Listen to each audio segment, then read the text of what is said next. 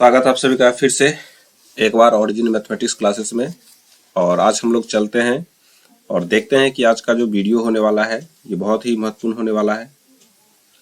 और आज हम लोग सीखने वाले हैं दो मैट्रिक्स का जो गुना होता है, जो मल्टीप्लिकेशन ऑफ टू मैट्रिक्स है ना, या किसी भी दो मैट्रिक्स को हम लोग कैसे गुना करते हैं, इन चीज़ के बारे में, इनके मूल कॉन्सेप्ट के बारे में हम लोग आज सीखने वाले हैं। तैयार हो जाइए आप लोग और अपने पास कॉपी और अपने कलम को रखे रहिए। जहाँ पर जिसकी आवश्यकता हो आप उसको नोट करते चलिएगा। हम उम्मीद है कि आप लोग को ये वीडियो बेहतर तरीका से पसंद आएगा और बिल्कुल हर एक आपका जो भी ध्यान है वो बिल्कुल केंद्रित कीजिए इस वीडियो पर। और फिर चलते हैं, हम लोग करते हैं एक नई शुरुआत। आपके सामने में कुछ लिख करके हम लाए हैं, जो कि इससे पहले लिख देते हैं ताकि मेरा वीडियो बहुत बड़ा नहीं बने। ठीक है, कह रहा है कि मल्टीप्लिकेशन ऑफ मैट्रिक्स, आव्यूह का गुणन। आप क्या कह सकते हैं कि आव्यूह का गुणनफल, जिस प्रकार से दो वास्तविक संख्याओं को गुना किया जा सकता है, जिस प्रकार से दो काल्पनिक संख्याओं को गुना किया जा सकता है, जिस प्रकार से दो अपरिमेय संख्याओं को गुना किया जा सकता है, जिस प्रकार से दो वेक्टर को गुना किया जा सकता है, इसी प्रकार से दो मैट्रिक्स का भी गुना किया जा सकता है। इतना बात तो आपको समझ में आ गया। बोले सर ये बात तो बहुत सिंपल है, ये तो हम भी जानते हैं कि चलिए गुना करने की बात करें तो दो मैट्रिक्स को भी कैसे गुना करेंगे ये आप जानते हैं। ठीक है, तो हमको इतना बता दीजिए कि ये कैसे हम लोग गुना करेंगे। आइए बताते हैं। सबसे पहले लिखा हुआ है कि यदि a बराबर aij यदि a बराबर aij कोई मैट्रिक्स हो और b बराबर bij कोई मैट्रिक्स हो, है ना, कोई दो मैट्रिक्स का गुना संभव होगा। अब यहां पर एक बात आ जाता है कि संभव, पॉसिबल होगा। इसका मतलब है कि दो मैट्रिक्स को गुना जब करते हैं तो ऐसे नहीं है कि किसी भी दो मैट्रिक्स को उठाए और गुना कर दिए और वो संभव हो जाएगा। जब ही ये बात निकल के आता है इस डेफिनेशन के अंतर्गत कि a बराबर aij और b बराबर bij दो मैट्रिक्स का गुना संभव होगा, तो इससे स्पष्ट होता है इस कथन से कि दो मैट्रिक्स, कोई भी दो मैट्रिक्स को अगर आपस में आप गुना करने के लिए चलते हैं तो जरूरी नहीं है कि आप गुना कर पाए, अर्थात वो संभव होगा।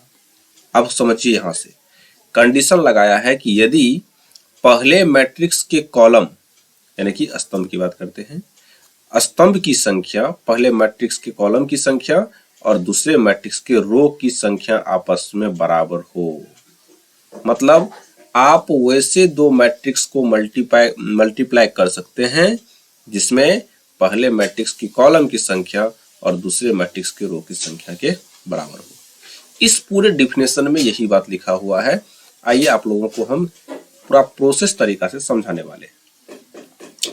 अगर आप ध्यान से देखें तो आपके पास एक मैट्रिक्स दिया हुआ है। हमें उम्मीद है कि ये मैट्रिक्स को आप पहचानते होंगे। a बराबर aij m क्रॉस n। और आपके सामने एक और मैट्रिक्स दिया हुआ है b मैट्रिक्स। आप जानते हैं कि इसको जनरल फॉर्म में हम कुछ इस प्रकार से लिखते हैं, ये n क्रॉस p है ना। दो मैट्रिक्स दिया हुआ है, a बराबर aij m क्रॉस n और b बराबर कुछ दिया हुआ है bij n क्रॉस p। तो a क्रॉस b या a इंटू बी भी कह सकते हैं। a इंटू बी संभव है, a इंटू बी संभव होगा। तो सिंपल सी बात है सर, आप बोल रहे हैं तो संभव होगा तो होगा। मैंने कहा हम तो बोल ही रहे हैं, साथ ही ऊपर में दिया गया डिफिनेशन भी बोल रहा है कि पहले मैट्रिक्स का जो कॉलम की संख्या है अर्थात n, पहले मैट्रिक्स की कॉलम संख्या n है और दूसरे मैट्रिक्स की रो की संख्या n है। अगर पहले मैट्रिक्स की कॉलम की संख्या और दूसरे मैट्रिक्स की रो की संख्या आपस में बराबर हो जाए तब तो हम दोनों को गुना कर सकते हैं, अन्यथा गुना नहीं कर सकते हैं। इतना बात दिमाग में आप लोगों को चलना चाहिए। और एक बात नोटिस कर लीजिएगा, यदि a बराबर aij m क्रॉस n कोई मैट्रिक्स है और b बराबर अगर आपके सामने में कोई ऐसा मैट्रिक्स आ जाता है bij n क्रॉस p, तो इसका तो गुना संभव है। सिंपल सी बात है कि इसकी कॉलम संख्या n है और रो की संख्या n है, तो गुना तो संभव हो जाएगा। तो a इंटू बी या इसको कह दीजिए ए क्रॉस बी भी कह सकते हैं इसको, मैं इसको फ्रेश करके लिख रहा हूं, ए क्रॉस बी भी कह सकते हैं। तो ए क्रॉस बी बराबर, जब भी दोनों को हम मल्टीप्लाई करते हैं तो एक नया मैट्रिक्स निकल के आता है। मान लेते हैं उस मैट्रिक्स को हम पढ़ते हैं सी आई जे, कोई ना कोई मैट्रिक्स तो आता होगा। इसका ऑर्डर क्या होगा? हमने कहा ध्यान से सुनो, हमने कहा ध्यान से सुनो, इसका ऑर्डर क्या होगा? यदि दो मैट्रिक्स का गुना संभव होगा जब पहले मैट्रिक्स के कॉलम की संख्या दूसरे मैट्रिक्स की रो की संख्या बराबर हो जाए, तब तो दोनों को गुना कर सकते हैं। हाँ, अब जब दोनों को गुना कर देंगे तो एक नया मैट्रिक्स प्राप्त होगा। इस मैट्रिक्स का ऑर्डर क्या होने वाला है? तो हम लोग बिना गुना किए ही इनके ऑर्डर पता कर सकते हैं। वो कैसे? तो पहले मैट्रिक्स की रो की संख्या और दूसरे मैट्रिक्स की कॉलम संख्या जो ऑर्डर होगा वही इसका नया ऑर्डर प्राप्त हो जाएगा, अर्थात m cross p। m cross p जो है इस नए मैट्रिक्स का ऑर्डर प्राप्त होगा। हमें उम्मीद है कि आप लोगों को इन सारे चीजों के बारे में अधिक से अधिक जानकारी मिल गया होगा। ठीक है, चलिए, तो ये दो चीज आपको बहुत सूचना देता है कि a बराबर A I J M cross n और b बराबर B I J N cross p, तो a क्रॉस भी संभव होगा। क्यों संभव होगा? क्योंकि यहाँ पर डिफिनेशन कहता है कि पहले मैट्रिक्स की कॉलम की संख्या दूसरे मैट्रिक्स की रो की संख्या के बराबर होना चाहिए। अब नीचे में हम लोग देखें कि a बराबर A I J M cross n और b बराबर B I J N cross p, दो मैट्रिक्स का गुना तो आपने कहा ऊपर में संभव हो जाएगा। तो आप इतना बता दीजिए कि ये जो a क्रॉस b निकलेगा इसका जो ऑर्डर आने वाला है ये कौन सा ऑर्डर आने वाला है? हमने कहा सिंपल सी बात है, पहले मैट्रिक्स की रो की संख्या और दूसरे मैट्रिक्स की कॉलम संख्या के बराबर एक नया मैट्रिक्स प्राप्त होगा। ठीक है, अब यहां से निकल के आता है हमको ऑब्जेक्टिव, और देखते हैं हम कि ऑब्जेक्टिव में इस तरह के सवाल को कैसे सॉल्व करते हैं। आइए देखते हैं।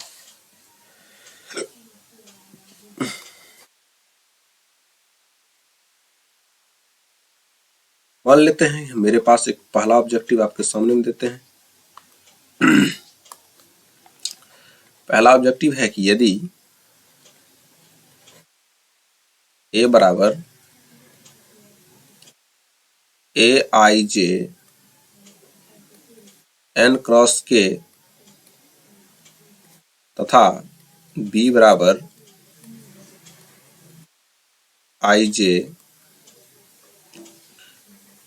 एम क्रॉस n, कोई दो मैट्रिक्स का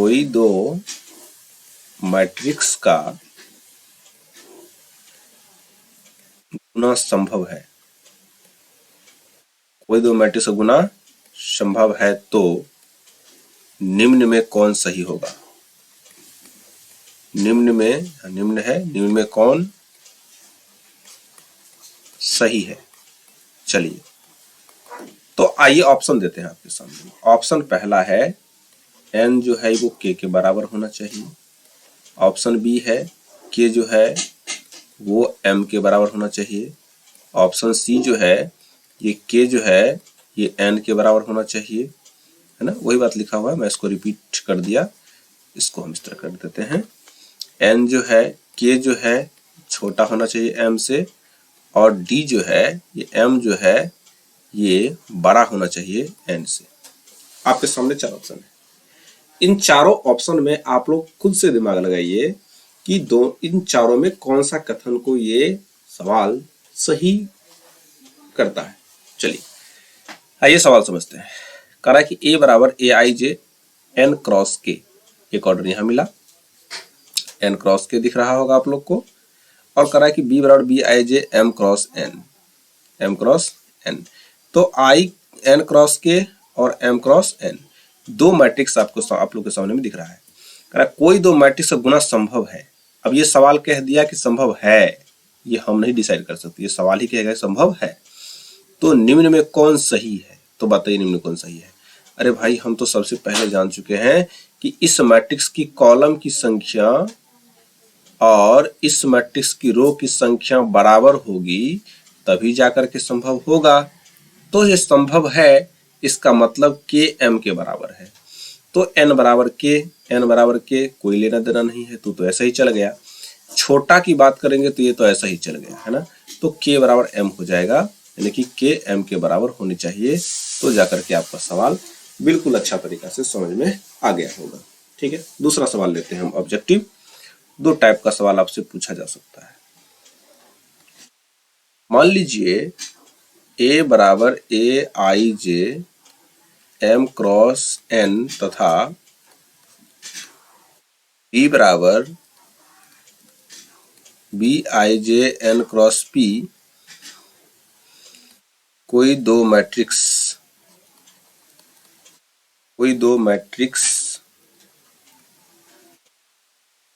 का गुना ए क्रॉस बी है तो इसका ऑर्डर क्या होगा?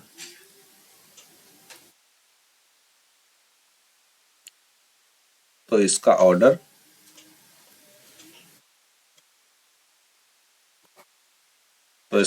क्या है? ऑप्शन ए देते हैं आप लोग के सामने M cross N, option D देते हैं N cross P, option C दे देते हैं एम क्रॉस पी, और ऑप्शन डी देते हैं इनमें से कोई नहीं, नन ऑफ दीज। चलिए खोजते हैं। सबसे पहले तो हमको सवाल पकड़ में आने चाहिए कि सवाल कह क्या रहा है और हमको करना क्या है। सबसे पहला सवाल कहता है कि ए बराबर A I J M cross N कोई मैट्रिक्स है, ठीक है, और बी बराबर B I J N cross P कोई दूसरा मैट्रिक्स है। तो सबसे पहले देखेंगे कि दोनों का गुना संभव है कि नहीं। तो यहाँ पर एन है और यहाँ पर एन है, यानी कि पहले मैट्रिक्स की कॉलम दूसरे मैट्रिक्स की रो बराबर है, तो दोनों का संभव है। कोई दो मैट्रिक्स का गुना ए क्रॉस बी है, तो इसका मतलब संभव है, तो ए क्रॉस बी है। तो इसका ऑर्डर क्या होगा? ए क्रॉस बी का ऑर्डर क्या होगा? हमने कहा था कि जब नए मैट्रिक्स का ऑर्डर प्राप्त करना हो तो पहले मैट्रिक्स के रो की संख्या और दूसरे मैट्रिक्स की कॉलम संख्या के बराबर होगा। तो एम क्रॉस पी, तो एम क्रॉस पी सी इसका सही आंसर हो जाएगा। हमें उम्मीद है कि आप लोगों को ये बात समझ में आ गया होगा। अब हम लोग इन थ्योरी के माध्यम से दो चीज को बहुत कंप्लीट लेवल से सीखे कि किसी भी दो मैट्रिक्स को गुना कब किया जा सकता है, जब पहले मैट्रिक्स की कॉलम की संख्या दूसरे मैट्रिक्स के रो की संख्या के बराबर हो। और दूसरा बात हमने सीखा कि जब दोनों मैट्रिक्स का गुना संभव होगा और संभव होने के बाद एक नया मैट्रिक्स प्राप्त होगा, उस नया मैट्रिक्स का जो ऑर्डर होगा वो पहले मैट्रिक्स के रो की संख्या दूसरे मैट्रिक्स के कॉलम की संख्या के इक्वल होगा। ये सारी बातें आप लोगों को बिल्कुल आसानी तरीका से समझ में यहाँ तक आ गया। दो ऑब्जेक्टिव इन पर हम लोग बना चुके हैं। अब इसको एक रियल लाइफ के बारे में सोचते हैं कि आखिर ये जो सवाल है, ये जो गुना है मैट्रिक्स का, इसको हम अपने रियल लाइफ में कैसे इसका यूज करते हैं। हालांकि इसका यूज अपने रियल लाइफ में हम लोग करते हैं, लेकिन जब बड़े पैमाने पर किसी भी सवाल को लिखा जाता है तो हम लोग इन तरीके का इस्तेमाल करते हैं डिटर्मिनेंट्स में उसका वैल्यू पता करने के लिए। तो आइए चलते हैं अपने व्यवहारिक जीवन पर, थोड़ा सा समझते हैं और फिर उसके बाद चलेंगे अपनी किताबी नॉलेज पर, किस प्रकार से प्रॉब्लम को सॉल्व किया जाएगा और किस प्रकार से किसी भी दो मैट्रिक्स को गुना करेंगे। फिलहाल अपने व्यवहारिक जो भी तरीका होता है गुना का, उस पर हम लोग थोड़ा सा चर्चा करने वाले हैं। आइए, आज चर्चा का मेरा जो विषय है कि दो मैट्रिक्स को गुना क्यों करते हैं, इनके पीछे क्या कारण है और ये कहां से हम लोग लाए हैं। तो हम लोग दो मैट्रिक्स को गुना करने के लिए आज ही नहीं, बहुत दिन पहले सीख चुके थे, लेकिन थोड़ा सा सब्र कीजिए कि कैसे हुआ था ये समझाते हैं। मान लीजिए आप दुकान गए, ठीक है, आप चल गए दुकान। आप जब दुकान गए, ध्यान से देखिएगा इसको, जब आप दुकान गए तो दुकान में खरीदे, मान लीजिए चावल खरीदे, आपने चावल खरीदा और आपने दाल खरीदा, दो चीज आपने दुकान में खरीद ली है। चलिए यहाँ पर दो लड़का है, एक नाम है राम, एक का नाम है राम और दूसरा का नाम है मोहन। दो लड़का एक दुकान में गया, एक ही रूम पार्टनर था, है ना, राम और मोहन।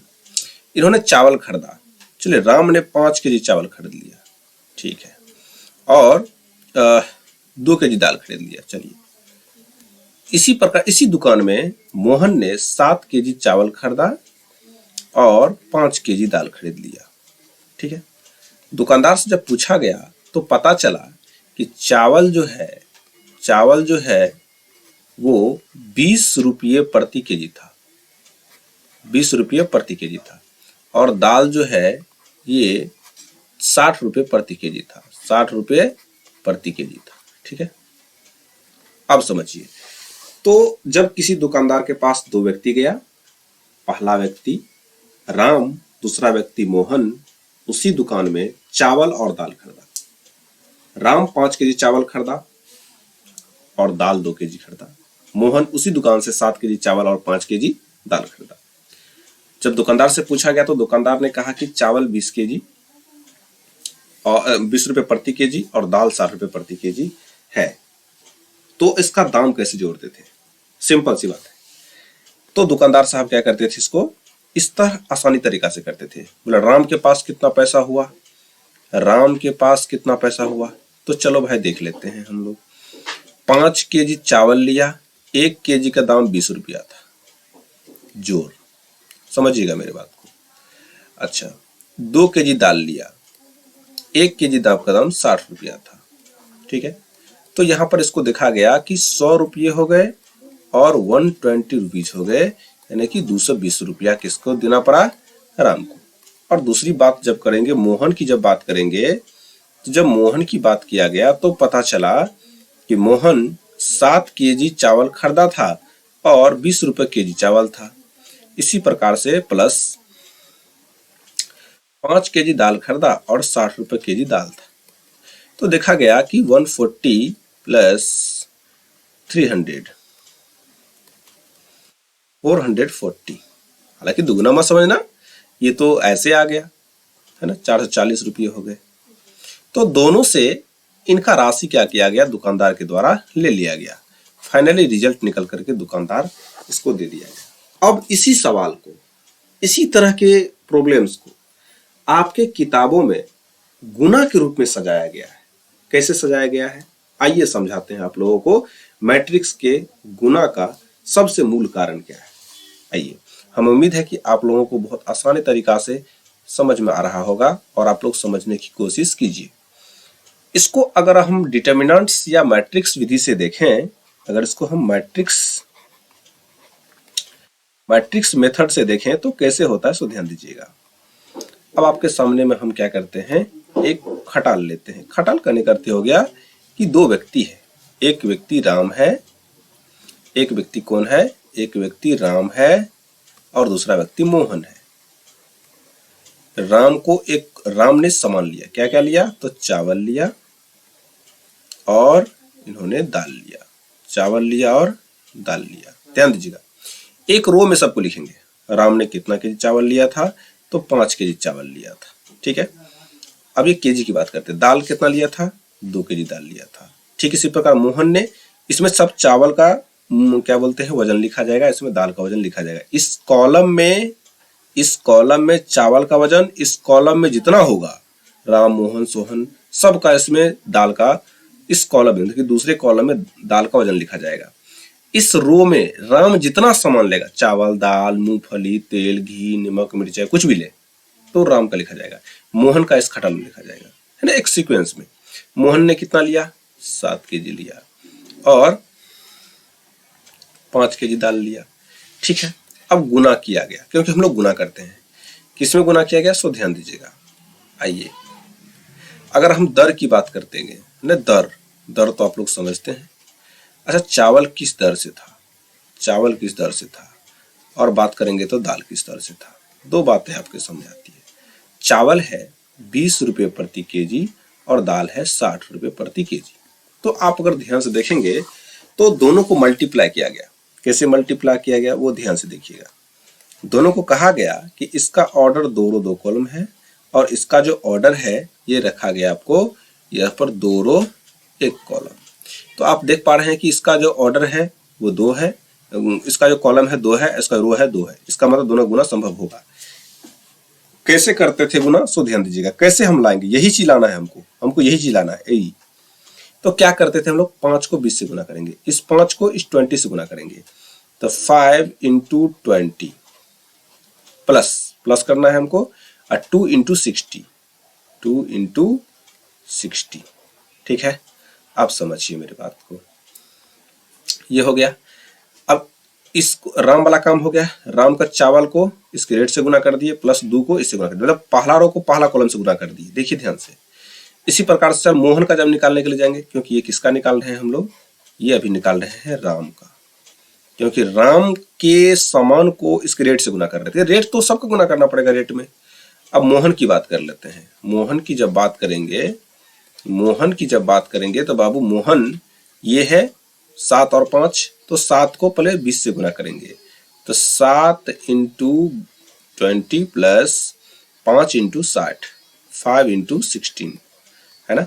तो अगर आप ध्यान से देखेंगे तो आपके सामने में ये जो दृश्य दिख रहा है, ये दृश्य कुछ और नहीं बल्कि जो आप बचपन में जोड़ा करते थे वही दृश्य है। और ये जो 7 गुना 20 और 5 गुना 60 है, ये दृश्य जो आपको अभी डिटरमिनेंट्स में दिख रहा, मैट्रिक्स में दिख रहा है, क्या बचपन में किया करते थे, बस इसको नया रूप दे दिया गया है। अब इसका आप कैलकुलेशन करते हैं तो 220 आता है, 220 आता है, और इसका कैलकुलेशन करते हैं तो आपके सामने में 440 निकल करके आता है। तो आप यहाँ पर देख पाएंगे कि इसका जो ऑर्डर होने वाला है, ये 2 रो 1 कॉलम होने वाला है, 2 रो 1 कॉलम, क्योंकि पहले मैट्रिक्स की रो की संख्या दूसरे मैट्रिक्स कॉलम की संख्या बराबर है, तो 2 रो, तो 1 1 2 रो 1 कॉलम। तो इस प्रकार आप जानते हैं कि राम के लिए कितना रुपया हो गया, 220, और मोहन के लिए कितना हो गया, आपको 440 हो गया। तो इस प्रकार से हम किसी दो मैट्रिक्स को गुना करते हैं।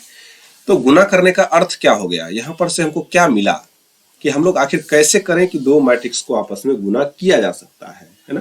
तो ध्यान दीजिएगा, तो पहले मैट्रिक्स के पहला रो को पहला कॉलम के साथ और रहता तो दूसरा कॉलम के साथ, तीसरा कॉलम के साथ।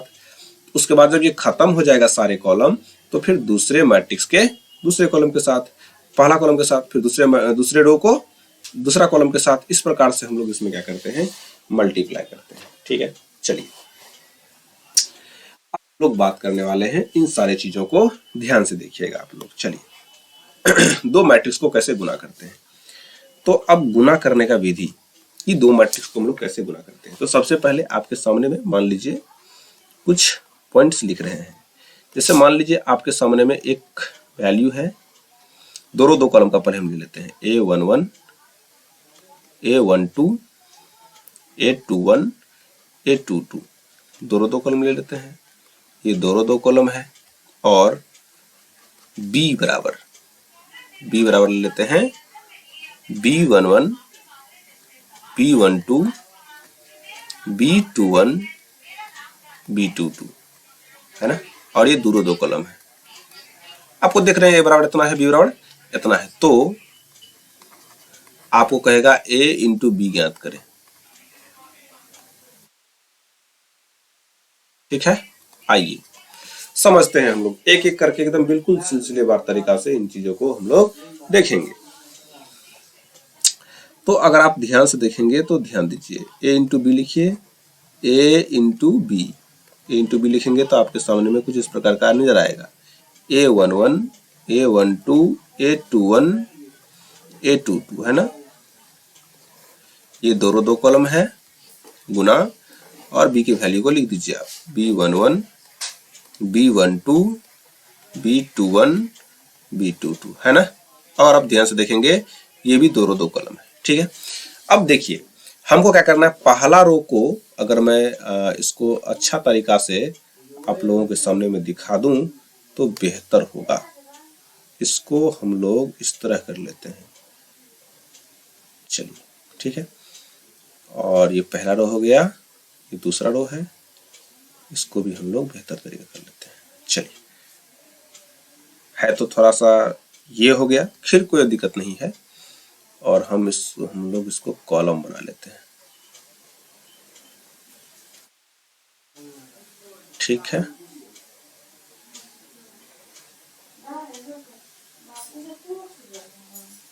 चलिए अब आपके सामने दिख रहा होगा, ये आपका पहला रो है और ये आपका दूसरा रो है। ये आपका पहला कॉलम है और ये आपका दूसरा कॉलम है। कैसे करते हैं सो ध्यान दीजिएगा, जब A इंटू बी करेंगे तो आपके सामने में देखिए, इसका कॉलम इसका रो बराबर है तो हम आसानी से गुना कर सकते हैं। तो ध्यान से देखिएगा, पहला मैट्रिक्स को उठाओ, आंख बंद करो और इसको उठाओ, इसमें डाल दो, मतलब ये इधर से ले जाओ इसमें डाल दो तो क्या होगा, A11 B11 के पास आ जाएगा, और जो जिसके पास आएगा उसको गुना कर दीजिए और जोड़ दीजिए। तो जब इसको उठा करके आप सीधा इसमें डालिएगा तो A11 B11 के पास आएगा, तो A11 into B11 plus A12 किसके पास चल जाएगा, B12 के पास चल जाएगा, तो A12 इंटू B12 हो गया। फिर पहला रो को पहला कॉलम के साथ हो गया, फिर पहला कॉलम के साथ हो गया, फिर पहला रो को दूसरे कॉलम के साथ भी करना है। तो इसको उठाओ, इसमें डाल दो, ये A11 किसके पास आ जाएगा, B12 के पास, और A12 किसके पास आ जाएगा, B22 के पास। तो आप यहां लिख सकते हैं A11 B12 plus A12 B22। ठीक है। अब देखिए पहला रो से जिस प्रकार पहला रो को पहला कॉलम के साथ, फिर पहला रो को दूसरा कॉलम के साथ किए, इसी प्रकार से दूसरे रो को पहला कॉलम के साथ कीजिए। तो इसको उठा के इसमें डाल दो तो ये यहां चलाएगा और ये यहां चलाएगा, जो जिसके पास जाता है गुना कर दो और जोड़ दो। तो A21 B11 A21 B11 plus plus, अब देखिए A21 B11 plus A22 B21 A22 B21 हो गया। फिर इसको इसमें डालो तो A21 B12 A21 B12 plus इसको इसमें करो तो A22 B22। सिंपल सी बात है। ये जब इसमें डालेंगे तो A21 B11 B11 यहाँ पर 1 और 1 है, इसको ध्यान रखिएगा, और ये यहाँ पर चलाएगा तो A22 B21 हो गया। फिर इसको हम दूसरा कॉलम के साथ करेंगे A21 B12 A21 B12 और A22 B22 हो जाएगा। ये भी दो कॉलम निकल करके आ गया। इस प्रकार से हम लोग क्या करते हैं, किसी भी दो मैट्रिक्स को सॉल्व करते हैं। तो आइए देखते हैं हम लोग सवाल को, एक एग्जाम्पल लेते हैं और आपको उन सवालों के आधार पर आप लोग को बना करके दिखाते हैं। एक एग्जाम्पल अगर ले, पहला मान लेते हैं कि मेरे पास एक मैट्रिक्स है A और ये मैट्रिक्स लिखा हुआ है कुछ इस प्रकार से 2 3 4 6, दोनों दो कॉलम है, और B बराबर कोई मैट्रिक्स है 2 1 2 4 ऐसे कुछ दिया हुआ है। तो A इंटू बी ज्ञात करें, A इंटू बी ज्ञात करें। अगर किसी ने आपसे कह दिया कि A इंटू बी ज्ञात करें तो आपको इसका दोनों का गुना निकालना पड़ेगा। तो हम आइए सॉल्व करते हैं। सबसे पहले आपको इस चीज का ध्यान देखना होगा कि A इंटू बी निकालेंगे तो इसका ऑर्डर क्या है, तो पहले मैट्रिक्स की कॉलम की संख्या दूसरे मैट्रिक्स की रो की संख्या बराबर है, तो इसका मतलब गुना संभव होगा। तो A इंटू बी, तो A इंटू बी है तो आप क्या लिखिएगा यहाँ पर 2 3 4 6, दोनों दो कॉलम है, इंटू अगर आप यहां निकालते हैं तो 2 1 2 4 है, दोनों दो कॉलम का। आइए अब गुना करते हैं इसको, बहुत बड़ी बात नहीं है गुना करना। चलिए तो A इंटू बी निकालेंगे, A इंटू बी निकालेंगे, ठीक है। तो आप ध्यान से देखेंगे इधर, तो यहां पर आपको नजर आएगा कुछ इस प्रकार की बात है। देखिए पहला रो को, ये पहला रो है पहला कॉलम के साथ,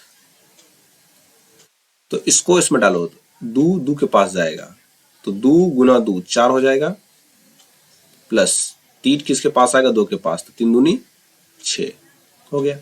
फिर पहला रो को पहला कॉलम के साथ कर लिए, फिर पहला रो को दूसरा कॉलम के साथ कीजिए, इसमें डालिए, इसको एकदम इमेजिन कीजिए कि उठाइए और इसमें डाल दीजिए। तो 2 किसके पास आएगा, 1 के पास, 3 किसके पास आएगा, 4 के पास, तो 2 को 1 से गुना करो 2, प्लस 3 को 4 से गुना करो 12। अब आओ दूसरा कॉलम में, दूसरा कॉलम को पहला रो, दूसरा रो को पहला कॉलम के साथ, तो 4 2 के पास आएगा और 6 2 के पास आएगा, तो 4 दूनी 8 प्लस 6 दूनी 12 आ गया। फिर इसको दूसरा कॉलम के साथ, तो 4 को 1 से गुना करेंगे 4, प्लस 6 को 4 से गुना करेंगे 24। अगर आप निकालेंगे तो आपके सामने निकल के आएगा 10, 14, 20 एंड 28। और ये दो कॉलम का मैट्रिक्स आपके सामने में, दो मैट्रिक्स को आपने गुना कर लिया। तो हमें उम्मीद है कि आप लोगों को ये चीज समझ में आ गया होगा। देखिए, दो मैट्रिक्स का गुना में ए इंटू बी जो है वो बी इंटू ए के बराबर हर एक समय नहीं होता है। ठीक है, अगर आप बी इंटू ए निकालेंगे तो ये रिजल्ट आपको नहीं आएगा। कहने का अर्थ हो गया कि हम लोग जब देखेंगे इनकी प्रॉपर्टी को तो देखेंगे कि दो मैट्रिक्स का जो गुना होता है वो क्रम विनिमय नियम का पालन बिल्कुल नहीं करता है। चलिए अब हम लोग चलते हैं 3 रो 3 कॉलम के गुना करने पर। तो चलिए एक एग्जाम्पल ले लेते हैं, एग्जाम्पल के थ्रू ही इसको सॉल्व करते हैं तो बेहतर रहेगा। चलिए एग्जाम्पल नंबर 2। अगर मान लिया जाए कि आपके सामने में ये कुछ मैट्रिक्स दिया हुआ है 2 4 6 2 4 5 ऐसे दे दिया। ये दो रो 3 कॉलम है एवं बी बराबर कोई मैट्रिक्स है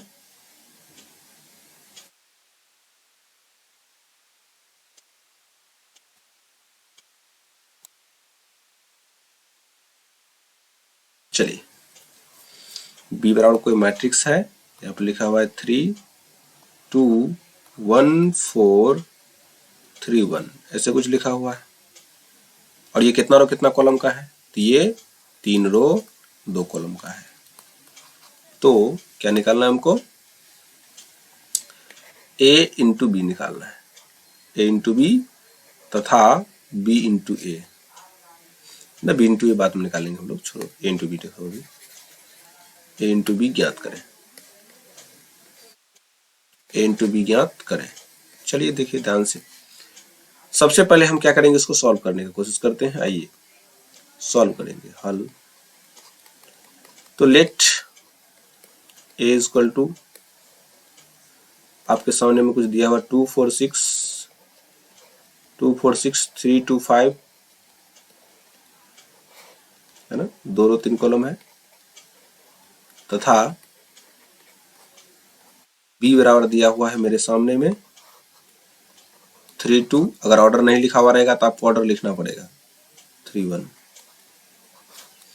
और ये 3 रो 2 कॉलम है। आप जानते हैं कि इसके कॉलम की संख्या 3 है, रो की संख्या 3 है, तो गुना तो संभव होगा। तो आइए गुना करते हैं। तो मल्टीप्लाई करेंगे ए इंटू बी के फॉर्म में लिखिए। ए क्या है, 2 है, 4 है और 6 है, 3 है, 2 है और 5 है। ये 2 रो 3 कॉलम है, गुना। अब यहां पर देख पा रहे हैं कि 3 है, 2 है, 1 है, 4 है, 3 है और 1 है। और ये 3 रो 2 कॉलम है। आप क्या देख रहे हैं, इसकी कॉलम की संख्या इसकी रो की संख्या बराबर है। और जो नया मैट्रिक्स बनेगा 2 रो 2 कॉलम का बनेगा। तो आइए इसको हम सॉल्व करते हैं, ए इंटू बी निकालते हैं। तो कैसे करेंगे, सबसे पहला बात है कि मैं इसको कलर चेंज कर ले रहा हूं। और यहाँ पर देखिए आप लोग, ये पहले मैट्रिक्स के जो पहला रो है इसको पहला मैट्रिक्स के कॉलम के साथ मल्टीप्लाई करेंगे। तो इसको इसमें डाल दो, तो 2 किसके पास आएगा, 3 के पास, 4 किसके पास जाएगा, 1 के पास, 6 किसके पास जाएगा, 3 के पास। जो जिसके पास जाता है गुना कर दो, सबको ऐड कर दो। तो 2 को 3 से गुना कीजिए 6, 4 को 1 से गुना कीजिए 4, 6 को 3 से गुना कीजिए 18। इसी प्रकार से पहला रो हो गया, तो अब दूसरा रो से करेंगे, दूसरा कॉलम से करेंगे। इसको इसमें डालो, तो 2 को 2 से गुना करो 4, प्लस 4 को 4 से गुना करो 16, प्लस 6 को 1 से गुना करो 6 हो जाएगा। ठीक है, अब देखिए इसी प्रकार से दूसरे रो को भी क्या करेंगे हम लोग, पहले पहला कॉलम से फिर दूसरे कॉलम से। इसको इसमें डालो, 3 को 3 से गुना करो 9, प्लस 2 को 1 से गुना करो 2, प्लस 5 को 3 से गुना करो 15। इसी प्रकार 3 को 2 से गुना करो 3, 3 दूनी 6, 2 को 4 से गुना करो 8, 5 को 1 से गुना करो 5। और ये देख रहे हैं आप 2 रो 2 कॉलम का मैट्रिक्स प्राप्त हो गया। अब इसको ऐड कर दो, 6 4 10, 18 10 28, देखो 16 4 20, 6 26। और यहाँ पे देख रहे हैं कि 9 2 11, 11 15 26,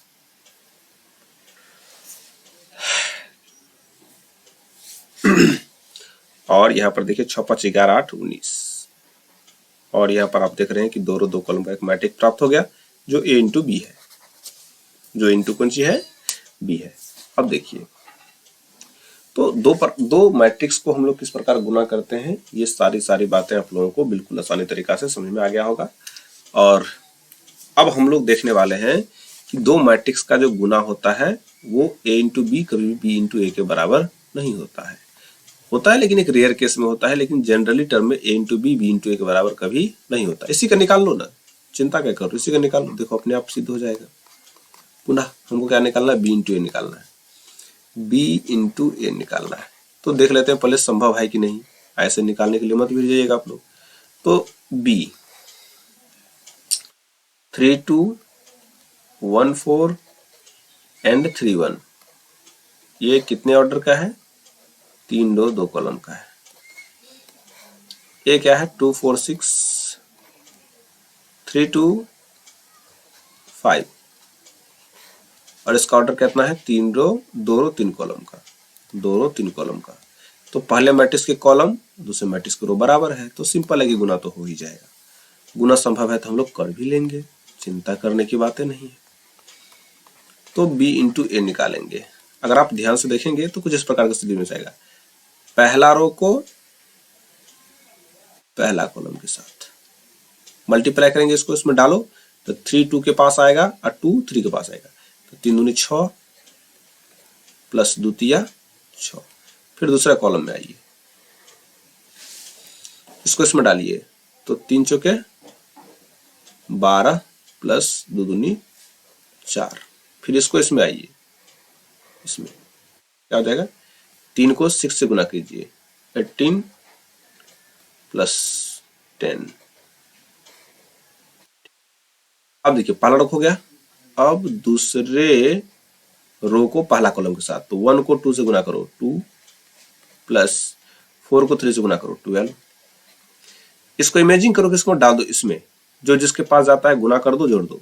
1 को 4 से गुना करो 4 प्लस 4 को 2 से गुना करो 8, 1 को 6 से गुना करो 6 प्लस 4 को 5 से गुना करो 20।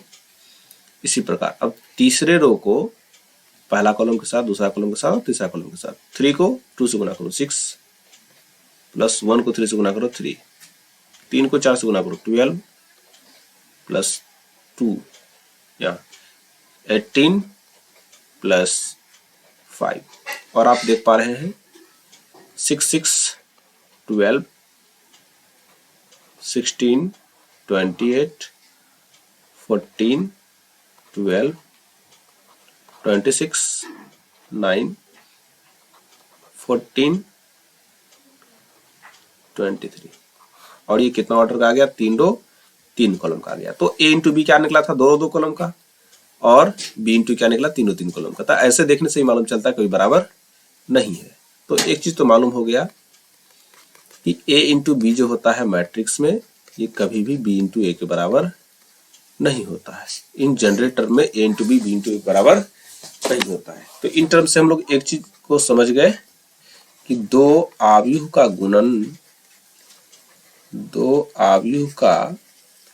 गुणनफल या दो आव्यूह का गुना क्रम विनिमय नियम का पालन, इतना बात समझ में आ गया।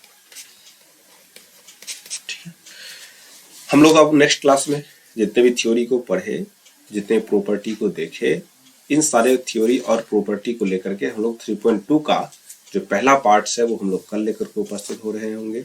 और जो भी बच्चे इस वीडियो को शुरू से नहीं देखे हैं वो बिल्कुल शुरू से देखिए और सारे लेक्चर्स को एकदम बिल्कुल सिलसिलेवार तरीका से देखिए, आप लोगों को कहीं पर भी समझने में दिक्कत नहीं होगी। और जब ये वीडियो आपके लिए हेल्पफुल लगा तो इसको सब्सक्राइब जरूर करके जाइएगा और लाइक जरूर करके जाइएगा। धन्यवाद, मिलते हैं नेक्स्ट वीडियो में।